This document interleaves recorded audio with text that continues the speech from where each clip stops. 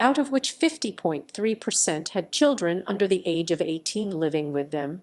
72.8% were married couples living together, 5.9% had a female householder with no husband present, and 18.4% were non-families. 13.6% of all households were made up of individuals, and 1.8% had someone living alone who was 65 years of age or older.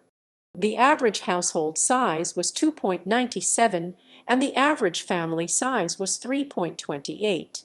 In the city, the population was spread out, with 33.6% under the age of 18, 5.1% from 18 to 24, 42.8% from 25 to 44, 15.2% from 45 to 64, and 3.3% who were 65 years of age or older.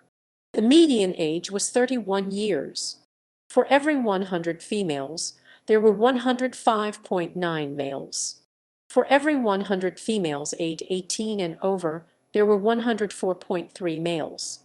The median income for a household in the city was $63,696, and the median income for a family was $67,336. Males had a median income of $42,371 versus $31,474 for females.